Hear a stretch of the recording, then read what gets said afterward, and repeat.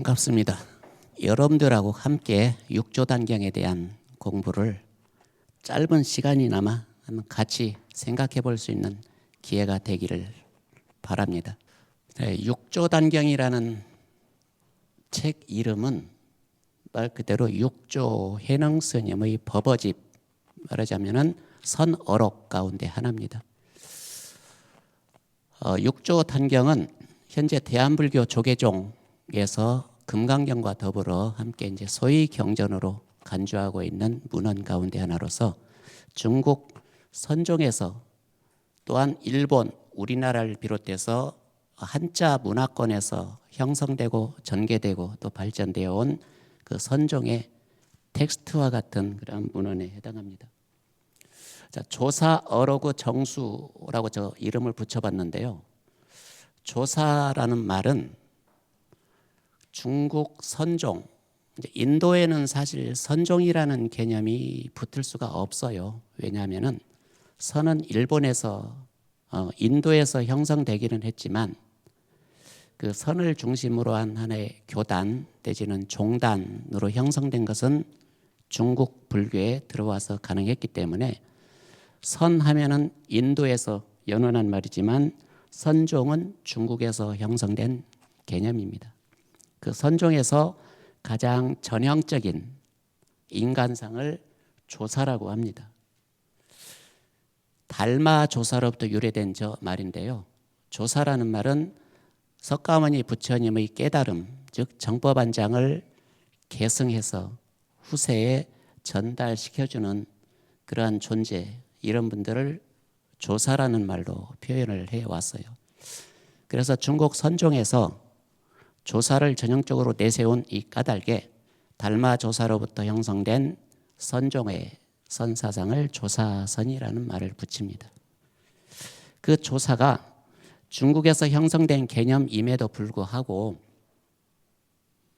8세기 무렵에 조사선이 정립이 되는 과정에서 인도로까지 거슬러 올라가서 인도에도 조사의 개념을 적용을 했죠. 말하자면은 인도 불교에까지 거슬러 올라간 겁니다. 본래 달마 조사로부터 유래된 거지만 부처님의 정법안장을 계승한 그러한 사실에 비추어 보아 부처님의 법을 누가 이어받았느냐? 마하가섭이 이어받았다. 그래서 마하가섭을 중국 선종에서는 선종의 초조라고 이야기를 합니다. 인도에는 선종이라는 말이 붙지 않기 때문에 그냥 선종의 초조라고 했는데 사실은 인도에는 선종은 없었다. 그 마하가섭으로부터 28대 조사를 설정을 합니다. 자, 중국의 보리달마가 선종을 처음 시작한 것은 불교가 발생된 지 한 1000년 이후 일에 해당합니다. 약 1000년이라면은 한 세대를 한 30년 남짓 계산을 해서 부처님으로부터 보리달마에 이르기까지 28대 조사를 설정을 하기 때문에 약 30년씩 계산하면은 1000년의 세월이 거의 얼추 맞아 떨어집니다. 그 28대 조사를 설정을 하고 중국에서 다시 달마 조사를 초조로 해서 육조 해능 조사에 이르기까지 6조사를 설정을 합니다. 그래서 인도의 28대 조사하고 중국의 6대 조사, 그래서 28조 더하기 6조는 33조라는 조사 명맥이 형성이 돼요. 34조가 아니라 33조입니다. 28 더하기 6 이후에 33입니까? 누가 이렇게 물어본다면 그게 맞아요. 달마대사가 한번 겹쳐졌기 때문에 인도 28대이면서 동시에 중국에서는 조조이기 때문에 삽삼조사라고 예로부터 말을 해왔습니다. 그 조사의 개념으로부터 시작한 중국 선종이 달마로부터 시작되었다고 봤을 때 지금까지 약 1500년 선종의 역사가 전해 내려왔는데요. 달마로부터 약 200년까지가 육조 해능 시대까지 해당합니다. 6명의 조사를 한 세대씩 계산하자면 200년 얼추 세월이 필요합니다. 그 6대 조사의 이름이 조계 해능이라고 그렇게 불립니다. 자, 조계 해능이라고 할 때 조계는 지역 이름입니다. 해능은 법명입니다. 그 선종 문헌을 얼추 살펴보면 당나라 시대 그리고 당이 멸한 뒤에 5대라는 시대가 있었어요. 그래서 당나라 시대하고 5대 시대까지는 대부분이 앞에 주석했던 지역 명칭을 먼저 붙입니다. 당나라 시대하고 5대에는 이런 점으로 보면은 조계 해능은 조계에서 활동했던 해능 스님입니다. 그런데 그 이후 송나라 때 이후로는 지역 이름이 거의 사라지고 앞에다 법호를 거의 붙입니다. 지역 명칭은 별로 붙이지를 않고 거의 이제 법호를 많이 붙입니다. 대예 종고할 때 대예가 산 이름은 아닙니다. 굉지 정각이라고 할 때 굉지도 산 이름은 아닙니다. 이제 송대에 와서는 앞에 법호를 붙이고 그 이전 당 5대에는 주로 지역 이름을 붙였죠. 자, 육조 단경이라고 하는 말은 그 중국 선종호 제6대 조사의 법어집인데 모든 어록에는 누구누구 어록이라는 말이 거의 붙고 있는데 요 육조 단경은 특수하게 또 단경이라는 이름이 그렇게 붙었어요. 그 육조 단경에서 단경이라는 말은 계단입니다. 계단. 우리나라는 통도사에 단일 계단이 지금 조계종 경우 있는 것처럼 계단을 설치하고 계를 수여하기 위해서 설치하는 무대 이런 의미가 단입니다. 육조 해능 조사가 24살 때 출가를 합니다. 그러나 아직 계는 받지 못한 상태였어요. 계를 받지 못한 즉 제가인의 신분으로 오조 홍인조사의 정법안장을 계승을 합니다. 굉장히 쇼킹한 사건에 해당합니다. 당시에 기라성 같은 그러한 훌륭한 선사들이 있었음에도 불구하고 아직 계도 받지 않는 해능조사가 오조 홍인조사의 정법안장을 받았다는 것은 사람들이 인정할 수 없는 사실이었죠. 그래서 오조 홍인조사의 의발을 정법안장을 상징적으로 표현하는 물증이 의발에 해당합니다. 부처님의 가사하고 부처님의 바로. 이 의발을 해능이 받았다고는 사실이 믿기지 않았기 때문에 해능이 오조 홍인조사의 의발을 훔쳐갔다. 이런 소문을 내가지고 해능을 붙잡기 위해서 15, 16년간에 걸쳐서 해능을 쫓아다닙니다. 그 15, 16년간 도망을 하다가 676년 해능이 24살 때 집을 떠나서 드디어 39살 때 그때서야 계를 받아요.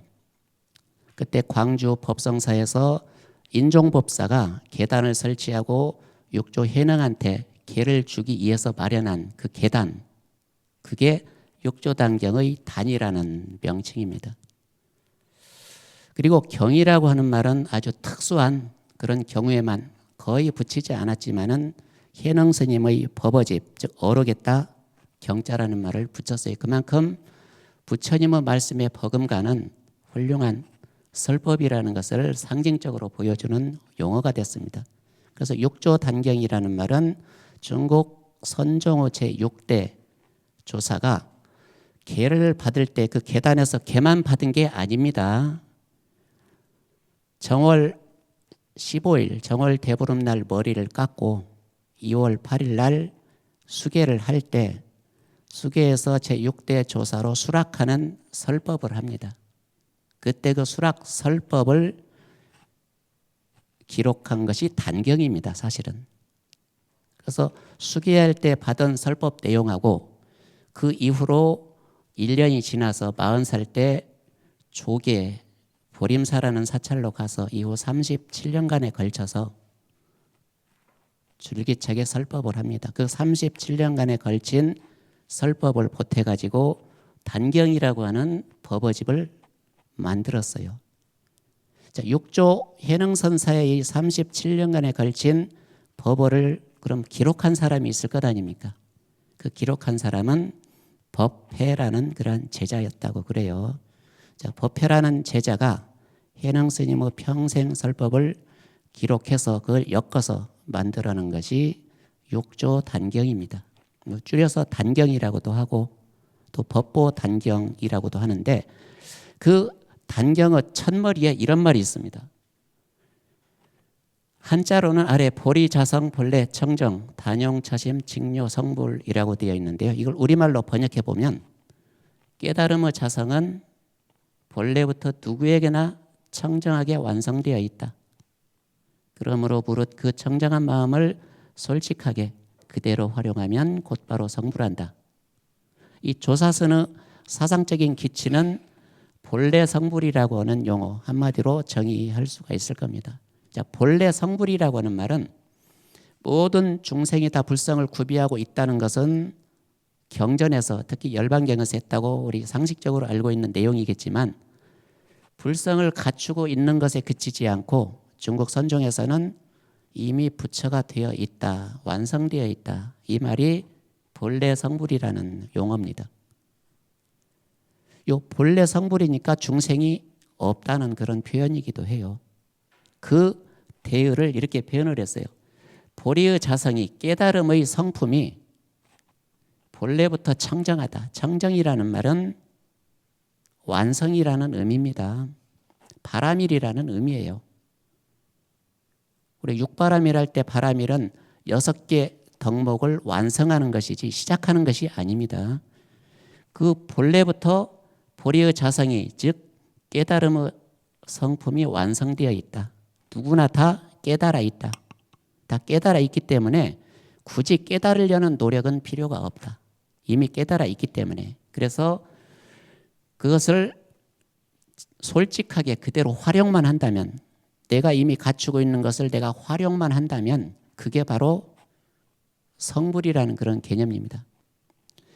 이게 석가모니 부처님이 탄생하자마자 천상천하 유아독존이라는 말을 했다는데 그 인간 선언만큼이나 육조단경의 바로 첫 대목에 이 말을 내놓은 것은 육조 해능스님의 법어가 모든 중생은 다 부처라는 전제하에 전개되고 있다는 것을 상징적으로 보여주는 대목이기도 합니다. 단경이 판본이 참 많아요. 그 가운데 현재 우리가 가장 많이 읽고 있는 판본은 종보본 단경이 있고 덕이본 단경이 있는데 예로부터는 고려시대부터 덕이본 단경을 많이 의용을 했는데 최근에는 종보본 단경을 아주 많이 읽습니다. 그 종보본 단경의 첫 대목에 아주 선언적인 이 대목이 나와 있는 것은 앞으로 단경이 어떠한 성격을 지니고 있는가를 상징적으로 보여주고 있는 대목이기도 합니다. 자, 중국 선종, 달마조사 이후로부터 중국 선종이라고 표현을 하는데 사실 달마조사에 대해서는 실제로 인격적인 면모가 있기도 하지만 선종의 초조라고 하는 아주 신격화된 그러한 존재로 오늘날까지 부각이 되어 내려옵니다. 그래서 인격적인 면모는 거의 사라지고 신통을 부리면서 신격화된 존재가 당송 그리고 명청 오늘날에 이르기까지 달마가 가지고 있는 인기는 수그러들 줄을 몰라요. 그래서 오늘날에도 달마에 대한 그림만 가지고 있어도 집안에 길상을 불러온다든가 달마를 모르고는 중국선을 이해할 수 없을 만큼 달마가 중국선의 대명사처럼 현재 이렇게 되어 있습니다. 요 중국 선종에서 내세우는 수정관이라고 하는 말은 수행과 깨달음의 관계를 어떻게 설정할 것인가. 보편적으로 보면은 오랜 수행 끝에 깨달음을 얻는다고 보는 것이 가장 보편적인 수정관일 겁니다. 부처님의 경우를 살펴보면 6년 동안 수행을 했다. 그리고 그 뒤에 깨달았다. 그런데 80세 열반에 드실 때까지도 계속 수행을 해요. 성불했다고 해서 수행을 그만두는 것은 결코 없었어요. 그러면 깨달음을 얻기 이전의 수행도 있을 거고 깨닫고 나서 열반에 드실 때까지 했던 수행도 있을 겁니다. 깨닫기 전에는 깨달음을 목표로 수행한다 손 치더라도 깨달은 후에는 무엇을 목표로 수행을 계속하는지, 중국 선종에서는 바로 그 석가모니 부처님의 경우 깨달은 이후 열반에 드실 때까지의 그 수행, 이것을 수행의 성격으로 간주합니다. 그러니까 중국 선종에서 말하는 수행은 깨닫기 위한 수행이라기보다는 그 깨달음을 어떻게 유지하고 어떻게 실천하고 어떻게 보살행으로 승화시킬 것인지, 여기에 주안점이 있었어요. 달마조사 이후로 중국 선종에서는 수행과 깨달음의 관계에 대해서 한마디로 정해일체라는 말을 썼어요. 정이라고 하는 말은 선정을 의미합니다. 선정 수행입니다. 해라고 하는 말은 지혜로서 깨달음을 가리키는 말입니다. 그러면 정과 해는 수행과 깨달음이라는 개념인데, 정과 해를 일체라는 말로 표현을 했어요. 일치라는 말도 아니고 일체, 한 몸이라는 말을 씁니다. 단경에서 이런 말을 해요. 수행과 깨달음은 구별이 되지 않는다. 수행하는 것이 바로 깨달음을 실천하는 것이고, 깨달음을 실천하는 것은 수행의 연장이라고 이렇게 본 겁니다. 바로 단경에서 말한 이 정의 일체라고 하는 개념은 인도 1700년 불교 역사에서는 찾아보기 어려운 개념이기도 합니다. 인도 1700년 불교 역사에서 거의가 수행 끝에 깨달음이 온다고 하는 점수 성격으로 일관되어 왔었는데, 중국 선종에서는 굉장히 다르죠. 수행한 상태라면 이미 깨달아 있다는 데서 시작이 되기 때문에 수행과 깨달음이 다르지가 않다. 그걸 설파해 놓은 책이 육조 단경입니다. 그래서 그 개념을 정해일체라는 말을 썼어요. 정해를 좀 더 명확하게 이해를 시키기 위해서 단경에서는 비유를 들어 설명을 해요. 등잔과 등불에다가 비유를 합니다. 등잔이 없이는 등불이 있을 수가 없고, 등불이 없는 등잔은 의미가 없다. 그 등불을 지혜, 즉 해라고 하는 깨달음에 비유를 하고, 등잔은 선정적 수행이라고 하는 정에다가 비유를 했죠. 그래서 등불과 등잔은 뗄래야 뗄 수 없는 관계라는 비유를 들어서 정의 일체를 설정을 합니다. 현재 대한불교 조계종에서 이러한 단경의 위상은 굉장히 의미가 깊습니다. 그런데 대한불교 조계종에서 단경을 그렇게 소중하게 간주하는 까닭이 있어요. 자, 조계종은 조계 해능의 법맥을 계승한다는 점에서 조계라는 명칭을 가지고 왔다고 합니다. 조계는 지역 이름입니다. 중국 그 삼국 시대 때 조조와 손건과 유비가 서로 자기네가 정통이라고 황제를 모시겠다고 명분을 내세우고 그토록 오랫동안 전쟁을 했는데, 그 조조가 세 사람 중에서는 최후 승자가 됩니다. 그 조조의 후손들이 모여 사는 집성촌을 조후촌이라고 했어요. 그 조후촌에 해당하는 지역이 조계라는 지역입니다. 그래서 조계라는 지역은 사실은 간접적으로는 조조의 조자에 해당하기도 합니다. 거기에서 조계 해능조사가 37년에 걸친 오랜 세월 동안 설법했던 데에서 유래한 명칭이 조계라는 말입니다. 그래서 대한불교 조계종에서는 그 조계대사의 법맥을 우리나라에 누가 처음 전했느냐, 그 사람을 조계종의 종조로 추앙을 합니다. 조계종의 종조를 도의선사라고 하는데, 그 도의선사보다 이전부터 우리나라에 중국어 선법을 전승한 사람이 없지는 않았습니다. 도의선사보다 한 7, 80년 이전에 범랑이라고 하는 사람, 신행이라고 하는 사람이 중국어 달마의 선법을 전승을 했지만 조계의 법맥은 아니었어요.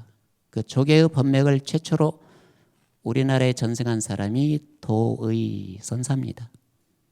중국에서 한 37년 동안 유학 생활을 하고 821년에 귀국을 했다고 하는데, 그 도의선사가 최초로 육조 해능의 선법을 우리나라에 전했다는 점에서 도의선사를 대한불교 조계종에서는 종조로 모시고 있는데 그분이 설악도의에 해당합니다. 821년에 우리나라에 조계해능의 선법을 전승을 했는데 우리나라에서는 선이 뭔지 전혀 이해를 못 해주더라는 겁니다. 그래서 입이 아프도록 선법에 대해서 이야기를 하다가 못 알아주니까 알아듣지를 못하니까 설악산으로 들어가서 설악산에서 평생 나오지 않고 살았다. 그래서 설악도의라는 말을 붙여줍니다. 실제로 국사는 아니었습니다마는 존칭해서 도의국사라는 명칭을 붙여 쓰기도 해요. 그것이 현재 대한불교 조계종에서 성역화 작업을 하고 있는 진전사라는 사찰입니다. 도의선사는 거기에 터를 짓고 열반할 때까지 나오지 않았어요. 그 도의선사의 법을 염거라는 제자가 받고 염거도 성공을 못했어요. 도의선사의 손제자에 해당하는 보조 채징이라는 선사가 곡성 태안사에다가 터를 잡고 거기에서 처음 구산산문 가운데 가지산문이라는 산문을 연 이후로 자기 할아버지 뻘에 해당하는 도의선사를 초조로 추존하면서 가지산문이라고 하는 한 선종의 문파를 우리나라에서 열었던 거죠. 그 유래를 따서 조계라는 말은 조계해능에게서 그 법맥을 계승한 그 혈맥을 계승한 종파라는 점에서 조계라는 명칭을 활용했다고 그러는데 더 가까이로는 고려시대 보조 진울 국사가 오늘날 그 송광사 중심으로 하는 그 조계 총림이죠. 조계산 기슭으로부터 조계해능의 선법을 크게 현창하면서 유래가 되었고 또 더 가까이로는 60년대 1960년대에 드러나서 조계종과 태고종 분파했을 때 거기에서 또 따온 용어를 지금까지 활용하고 있습니다. 앞서 단경은 여러 가지 판본이 있다고 그랬는데요. 요 인문학 독자를 위한 육조단경 이 내용은 종보본에 의거한 단경입니다. 종보본이라면은 종보라는 스님이 개판한 단경 이런 말입니다. 종보라는 스님이 원나라 말기 때 1291년입니다. 1291년에 그 이전에 내려오던 많은 단경의 판본들을 모아가지고 새로 판본을 하나 편찬을 했는데 그게 종보 스님이 개판한 단경이다. 그래서 다른 판본들과 구별하기 위해서 종보본 단경이라는 말을 붙이는 겁니다. 이 종보본 단경은 10개의 품으로 나뉘어져 있습니다. 물론 1년 전에 1290년에 나온 몽산 덕이 스님이 개판한 덕이본 단경도 10개의 품으로 나뉘어져 있는데 명칭은 서로 다릅니다. 자, 여기에서는 이제 종보 스님이 개판한 10개의 품명을 살펴보면 첫 번째 행유품이라는 말을 붙였어요. 이 행유품이라는 말은 육조대사가 소주 성 내에 해능 스님은 소주 지역의 산 자락에서 수행을 했었고 소주 자사가 위거라는 사람이 있었는데 위거라는 사람이 성 안에다가 대범사라고 하는 큰 사찰을 하나 지었어요. 대범사라는 사찰을 지었으니까 스님을 모셔다가 설법을 듣고 싶다 해서 산자락까지 올라와서 해능 스님한테 사찰이 다 낙성이 됐으니 내려와서 개당 설법을 좀 해주시기 바랍니다. 그래서 해능조사가 흔쾌히 수락을 합니다. 그래서 소주 성내까지 대범사에 내려가서 총 3차례에 걸쳐서 설법을 하는데 그 첫 번째 설법이 행유품의 내용을 이루고 있어요. 이 행유품은 해능조사가 회고하는 형식으로 내가 언제 어떻게 태어났고 어떻게 법을 받고 어떻게 도망을 다니고 어떻게 했다. 그래서 자기 회고하는 형식으로 이루어진 것이 행유품입니다. 그래서 행유품은 육조해능의 전기 내지는 행장의 내용을 이루고 있어요.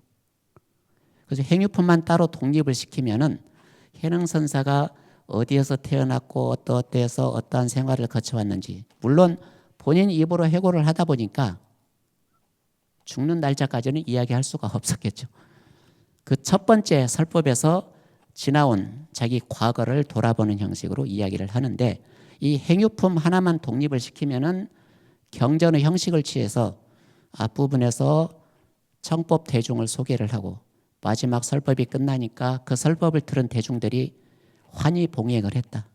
다 각자 깨달음을 얻었다는 이러한 경전의 형식을 유독히 많이 취한 모양새입니다. 그리고 반야품과 음음품까지, 반야품은 두 번째 날 설법을 한 대범사에서 두 번째 설법 내용이 반야품을 이루고 있어요. 이 반야품은 금강경에 해당합니다. 자, 반야경은 굉장히 분량이 많죠. 대반야경은 권수로 600권이나 되는 방대한 분량인데, 그 가운데 그 577번째 한 품을 빼면은 그게 금강경에 해당합니다. 근데 육조 해능조사는 금강경의 내용에 이어서 처음 발심을 했고, 금강경의 내용을 듣고 또 깨달음을 얻어요. 그래서 금강경과 아주 관련이 깊은 인연을 지니고 있는 사람이 조계대사 해능입니다. 그 금강경 사상을 단경에서 고스란히 계승하고 있는데, 거기서 마하반야 바라밀이라고 하는 요 경전 제목을 해석해 놓은 것이 반야품에 해당합니다. 마하는 이런 뜻이다, 반야는 이런 뜻이다, 바라밀은 이런 뜻이다. 그래서 마하반야 바라밀이라고 하는 경전 제목에 대해서 학술적인 설명이 아니라 해능이 자기식으로 풀어 해석을 합니다. 아주 독특한 해석이기 때문에 경전 제목을 연구하는 사람들이 한번 주목해 볼 필요가 있는 대목이기도 합니다. 그리고 의문품은 세 번째 날 법회 내용이 의문품인데, 제목을 의문품이라고 붙인 것은 그 소주 성 내에 수백 명의 사람들이 모여 있을 때 해능조사가 궁금한 게 있으면 질문을 하시오. 뭐든지 답해 주겠소. 대표로 소주 자사했던 위거가 세 가지 질문을 합니다. 첫 번째 질문은 그 당시 당나라 때 정토가 크게 유행을 했었어요. 정토하고 밀교, 선, 주로 실천을 강조하는 이러한 종파들이 크게 발전을 했었는데, 당시에 유행했던 정토에 대해서 처음 질문을 합니다. 정토 세계가 서방 세계로 가면, 서쪽으로 가면 실제로 있는 것입니까? 궁금했을 것 아닙니까? 그러니까 육조 조사는 그 질문을 받고, 정토는 내 마음속의 정토입니다. 유심정토를 이야기해요. 그리고 아미타 부처님은 내 자성, 우리 마음이 아미타불입니다. 자성, 미타, 유심정토를 이야기하는 대목이 첫 번째 의문에 대한 답변입니다. 보편적으로 선종뿐만이 아니라 천태종이라든가 또는 화엄종, 이러한 종파들에서는 유심정토를 거의 많이 이야기를 합니다. 그러니까 다시 질문을 하죠. 아니, 경전에는 분명히 서쪽으로 10만 8천 리를 가야 있다고 그랬는데 어떻게 우리 마음속에 정토가 있다고 합니까? 그 10만 8천 리라는 것을 또 해능이 해능식대로 해석을 해줍니다. 10만 리와 8천 리를 잘라가지고 우리의 마음속에 선심의 반대가 되는 시박심이 있는 사람한테는 10만 리 떨어져 있다고 이야기를 해요. 시박심을 가지고는 도저히 갈 수가 없기 때문에 10만 리 떨어진 셈이다. 그리고 8천 리는 8정도 상대 개념인 8사도, 마음속에 8사도를 가지고 실천하는 사람은 8천 리가 떨어져 있다. 그래서 우리 마음속에 시박심과 팔사심이 없으면은 갈 필요가 없다. 바로 내 마음 그대로가 정토다. 이런 설정을 해주니까 이거 자사가 크게 수긍을 합니다. 그 다음에 또 하나 의문은 양나라 무제하고 달마조사하고 만나서 무제가 달마를 추방했던 이야기에 대해서 도대체 누구한테 잘못이 있는 겁니까? 그걸 물어요. 양나라 무제하고 달마가 만나기는 만났던 모양입니다. 뭐 역사적인 사실 여부를 떠나서 무제하고 달마가 만났을 때 서로 생각하고 있는 견해 차이가 아주 커요. 양나라 무제는 본인이 황제가 되고 나서 많은 불사를 하고 많은 경전을 번역을 하고 사찰을 짓고 했기 때문에 공덕이 무척 많은 걸로 알고 있었답니다. 그래서 양나라 무제가 제 공덕이 얼마나 많습니까? 물어보니까 달마가 고개를 갸우뚱해요. 공덕이 많다고 질문하는 것이 너무 의외였던 거예요. 복덕이 얼마나 많습니까? 하면 억수로 많습니다. 답변을 했을 텐데 공덕이 얼마나 많습니까? 물어보니까 공덕은 하나도 없다고 이렇게 답변을 해요. 무제는 깜짝 놀랍니다. 억수로 많다는 답변이 나올 줄 알았는데 하나도 없다고 하니까 그때 무제는 복덕을 공덕으로 착각한 것이고 달마대사는 공덕과 복덕을 구별을 합니다. 공덕은 자기 마음을 깨달아야 쌓이는 거고 복덕은 마음을 깨닫지 못해도 보시를 하면 복덕은 충분히 쌓을 수가 있다. 달마가 생각하는 개념하고 무제가 생각하는 개념, 공덕과 복덕의 차이가 이렇게 크기 때문에 우리 단경에서는 공덕과 복덕의 차이를 5가지로 나누어서 설명을 합니다. 그렇기 때문에 무제의 잘못이지 달마대사의 잘못이 아닙니다. 현행은 이렇게 결론을 맺습니다. 세 번째 질문부터 이야기할까요? 제가인의 수행 방식에 대한 이야기를 합니다. 제가인들 즉 출가하지 않는 사람들은 어떻게 수행해야 됩니까? 할 때 해능조사의 입장은 제가인과 출가인을 따로 구별하지 않습니다. 제가인도 집에서 수행해도 충분히 깨닫는다. 그런데 해능조사가 제시해놓은 제가인의 수행 방식은 의외로 유교에서 덕목으로 내세우는 오상이었어요. 인, 의, 예, 지, 신을 실천하면 제가인은 그걸로 깨달음을 얻는다. 그런데 굳이 집에서 인, 예, 지, 신을 실천하면 되는데 멀리 산까지 찾아다닐 필요가 없다. 그러나 이미 산에 올라갔으면 설법을 듣고 내려가도 좋다. 그처럼 정토의 문제하고 무제와 달마의 만남 그리고 제가인의 수행법에 대해서 3가지를 질문한 내용이 의문품을 형성하고 있어요. 그 다음에 정예품은 아까 앞서 언급한 정과 해, 수행과 깨달음의 관계를 아주 명쾌하게 중국 선종의 하나의 시금석과 같이 확정을 해놓은 것이 정예품에 해당합니다. 어찌 보면 육조단경의 가장 핵심적인 부분이 제사 정예품이기도 합니다. 이 정예품부터는 다시 보림사로 올라와서 보림사에서 했던 설법 내용입니다. 언제 했는지 날짜는 알려져 있지가 않습니다. 날짜를 기록을 안 해가지고 젊었을 때 했던 건지 늙음하게 했던 건지 구별을 할 수는 없어요. 그 다음에 좌선품은 좌선에 대한 이야기를 하는데 해능의 설법은 굉장히 독특합니다. 좌선을 우리는 일반적으로 좌선으로 해석을 하는데 해능은 좌와 선으로 나누어서 또 따로따로 설법을 합니다. 좌라는 것은 밖에서 오는 유혹에 흔들리지 않는 것, 선은 내 내부에서 마음에서 산란심이 일어나지 않는 것. 이건 어떤 경전에서도 볼 수 없는 해능식 해석입니다. 그리고 좌선이라는 개념을 앉아서는 참선 정도의 의미로 끝내지 않고 좌선의 개념을 모든 수행의 개념으로 확장을 시킵니다. 좌선은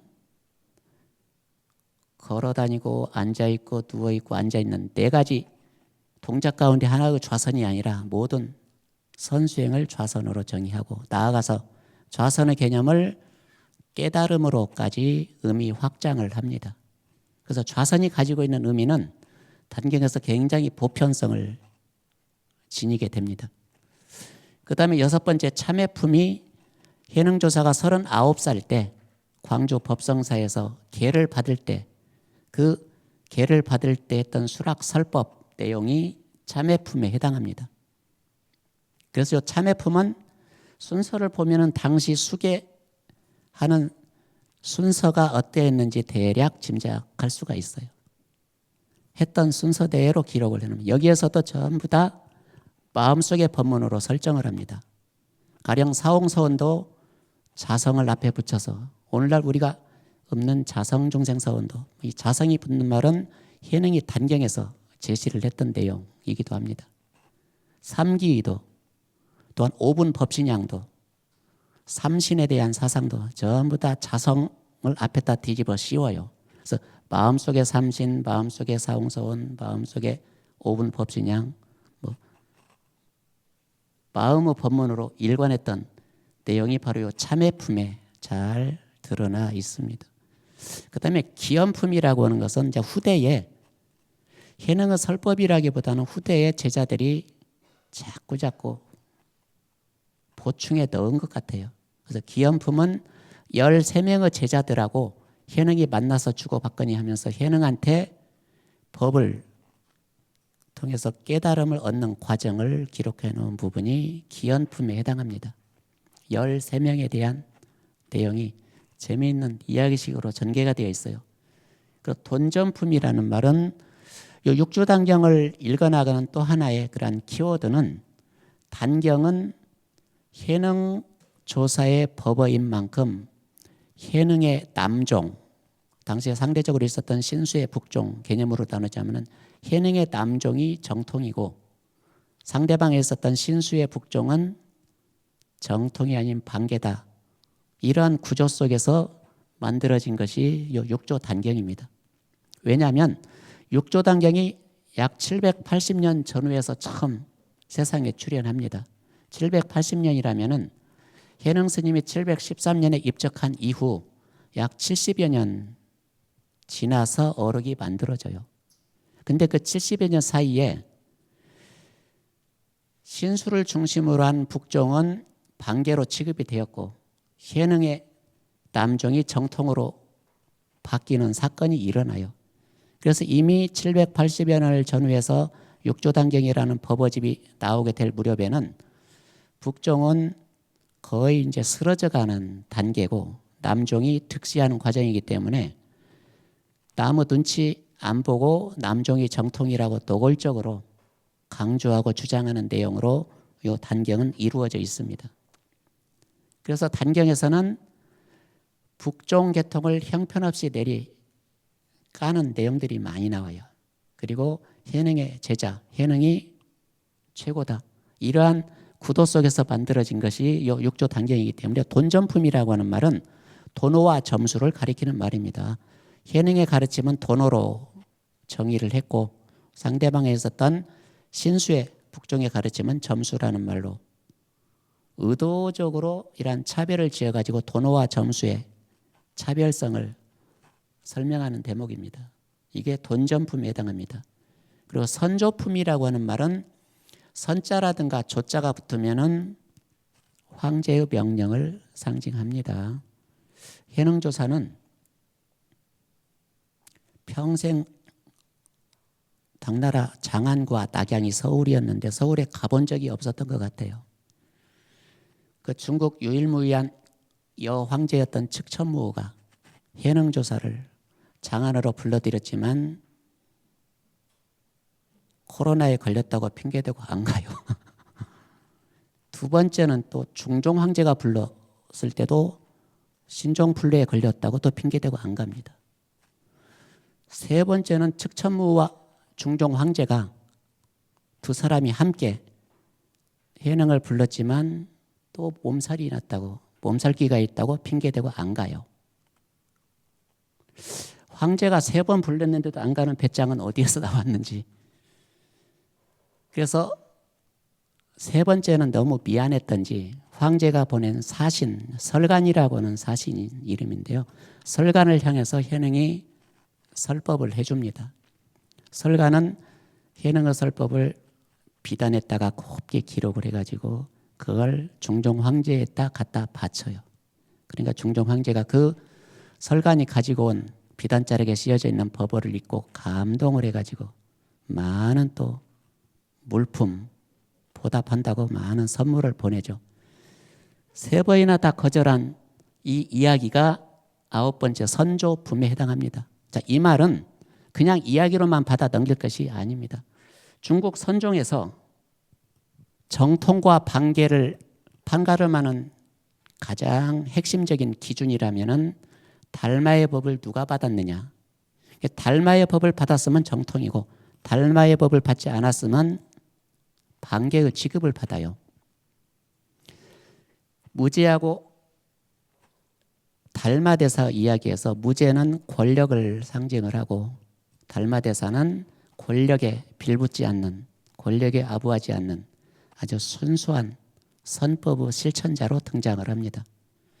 그래서 무제가 달마를 추방했다는 이러한 이야기는 권력과 순수한 선법 사이는 서로 조화를 이룰 수 없다는 상징적인 의미입니다. 그것을 무제가 달마를 추방했다, 이런 이야기로 둔갑을 시켰죠.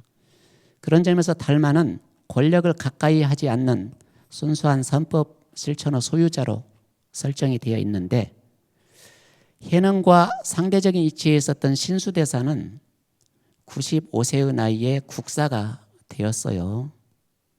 즉 천무한테 국사로 제수되어 장안까지 갔습니다. 거기서 101살, 약 6, 7년 동안 국사를 지냈어요.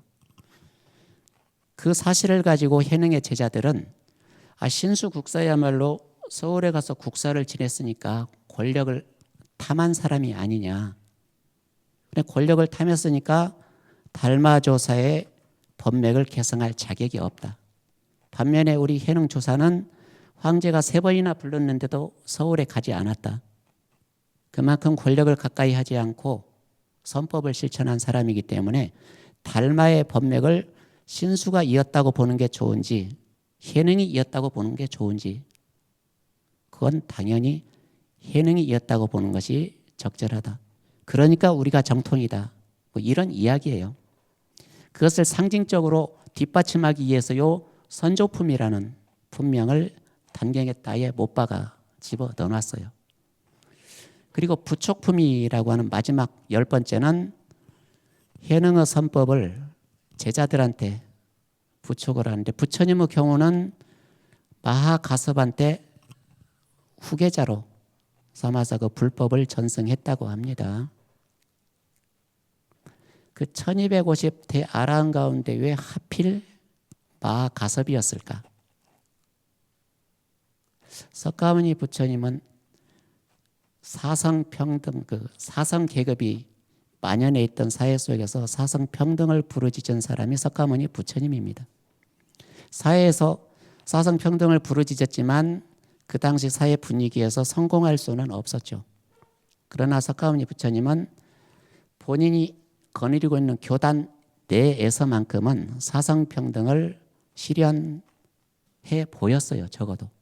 그래서 교단 내에서는 사성평등이 이루어졌는데 교단 밖에서는 카스트제도가 여전히 굳건한 뿌리를 내리고 있었기 때문에 불교 교단이라고 하는 하나의 교단이 교단만 가지고는 존립할 수가 없습니다. 끊임없이 사회하고 유대관계를 가지고 소통을 해야 돼요. 그러면 부처님 교단 안에는 계급 제도를 인정하지 않았지만 그 안에서 그래도 출신자들은 바라문 출신자도 있고 노예계급 출신자도 있고 크시아트리아 계급 출신자도 있었어요. 그 많은 계급의 출신자들 가운데 누구를 후계자로 정하는 게 좋을까? 아마 당시 사회를 고려한다면 그래도 바라문 출신자의 사람이 후계자가 되는 게 어떨까? 이건 정설은 아닙니다. 그런 많은 이제 개연성을 이야기해요. 그래서 가섭은 바라문족 출신자입니다. 사회에서는. 그래야만이 불법이 사회에 훼손되지 않고 온전하게 이어나갈 수 있는 그런 여건이 확보가 된다.